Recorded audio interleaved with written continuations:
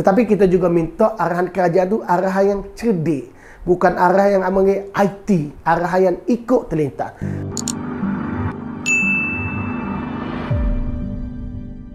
Assalamualaikum warahmatullahi wabarakatuh.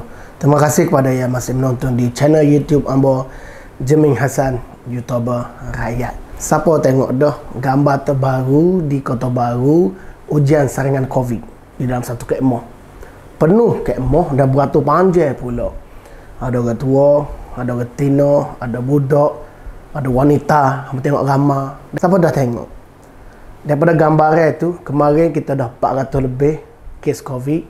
Daripada gambar kita merasa kemungkinan kes Kelantan boleh jadi kes paling tinggi di dalam Malaysia.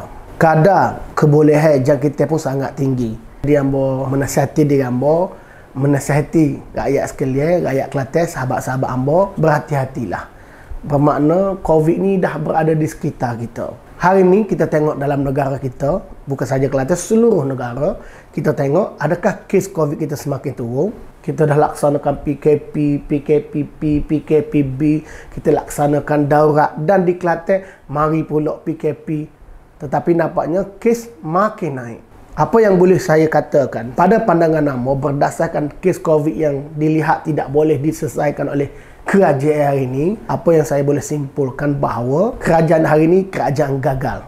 Kerajaan hari ini, kerajaan tebuk atap ini tak mampu nak menguruskan negara. Jadi saya harap sangat darurat ini segera ditamatkan. Kerana kita tengok darurat ini bukan kerana nak membendung COVID. Kerana sepanjang darurat, kita tak tengok pun perkara-perkara pelaksanaan-pelaksanaan yang telah dilakukan untuk mengurangkan kes COVID. Kita lihat Perdana Menteri sendiri sibuk dengan mesyuarat partinya kerana ada berlaku krisis di antara partinya dengan parti UMNO, termasuk juga dengan Presiden PAS, sibuk dengan urusan pembahagian kursi. Jadi rakyat tertanya-tanya bila nak selesaikan isu rakyat, kos sara hidup. Yang paling kritikalnya adalah COVID. Bayangkan COVID telah berada di dalam negara setahun lebih, tetapi kes ini terus mencanak naik. Keboleh jangkitan terus meningkat. Ya, kita mungkin boleh salahkan rakyat yang tidak ada disiplin, tetapi selain nak disalahkan rakyat yang tidak disiplin, bagaimana pula di peringkat kerajaan? Apa tindakan kerajaan, apa polisi kerajaan nak menangani wabak ini? Kerana COVID ini bukan berlaku di Malaysia semata-mata, tetapi di Malaysia ialah negara lain juga lakukan daurat, tapi mereka buka parlimen. Di Malaysia kita telah lakukan pelbagai cara. Tetapi kenapa kes terus naik? Di Kelantan hari ini, kenapa kes terlalu tinggi? Kita dah halang pada rentas negeri. Tetapi bagaimana orang daripada Kawasan Merah boleh masuk ke Kelantan? Sebelum ni Ambo dapat maklumat. Kita dapat tengok berita bahawa sesiapa yang nak masuk ke Kelantan di pintu sempadan akan dipakaikan gelang pink oleh kerajaan negeri. Jadi bagaimana dengan laksanaan yang dikatakan oleh kerajaan negeri? Sesiapa yang nak masuk ke negeri Kelantan akan dipakaikan gelang pink. Adakah kerajaan negeri berbincang dengan KKM? Jadi kita tertanya-tanya apa pelaksanaan pelan tindakan yang dilakukan oleh kerajaan negeri. Kerana sebelum ini, sebelum datangnya Ramadan, kerajaan negeri telah mengumumkan akan dibuka bazar Ramadan. Jadi pada pandangan kita pada ketika itu, walaupun sebelum ini kita tahu kereta daripada perantau balik ke Kelantan memang memenuhi bandaraya. Ketika itu memang kita takut. Tapi nampaknya kerajaan negeri masa tu okey nak laksanakan bazar, nak buka bazar, dan kononnya ada peraturan satu kedai 2 orang. Tiba-tiba di saat akhir aktiviti bazar tidak dibenarkan. Ketika itu nampaknya mula dah serius. Sejak pada hari itu kes naik dan naik. Tetapi sampai kali ini kita tak tahu data. Kes ini daripada mana sebenarnya, sebab walaupun Kelantan dikenakan PKP, sekolah masih boleh dibuka. Jadi kita tak faham pelan tindakan. Kenapa semua benda ni dah akan terburu-buru? Adakah data sebelum ini kerajaan tak boleh nak baca bahawa akan berlaku setinggi ni? Adakah kerajaan tidak boleh membaca data-data tersebut? Kita bimbang kalau kerajaan tidak boleh membaca data ni, tak boleh mengepung, makna tak boleh nak tahu di manakah puncanya, ianya membahayakan rakyat negeri Kelantan.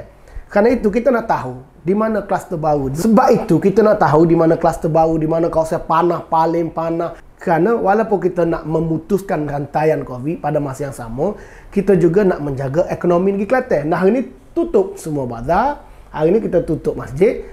Jadi rakyat tertanya-tanya. Dah hari ini bila tengok gambar, ramainya orang pergi buat ujian saringan COVID. Jadi kita memang akan banyak lagi kes meningkat. Memang akan meningkatlah kes kalau kita tengok orang yang buat ujian saringan. Dan kalau saya tengok gambar tersebut, orang yang tak kena COVID sebelum ini pun, dengan keadaan orang beratur, tidak jaga jarak, mungkin boleh kena COVID ketika itu pula. Jadi perkara ni sangat membimbangkan kita orang Kelantan. Dan kita rasa, kita lihat pemimpin kerajaan negeri hari ini tidak boleh nak kontrol perkara ni. Jadi saya berharap kes ini segera dapat ditangani, dan saya sendiri menasihati diri saya dan sahabat-sahabat supaya berhati-hati. Ya, kita dengar apa arahan kerajaan, tetapi kita juga minta arahan kerajaan tu arahan yang cerdik, bukan arahan yang amangi IT, arahan yang ikut terlintas. Berdasarkan data-data yang ada, bukan berdasarkan ikut telitah anda. Jadi saya harap kerajaan hari ini bukan kerajaan IT, bukan kerajaan ikut telitah, tetapi berdasarkan fakta dan juga data. Terima kasih. Assalamualaikum warahmatullahi wabarakatuh.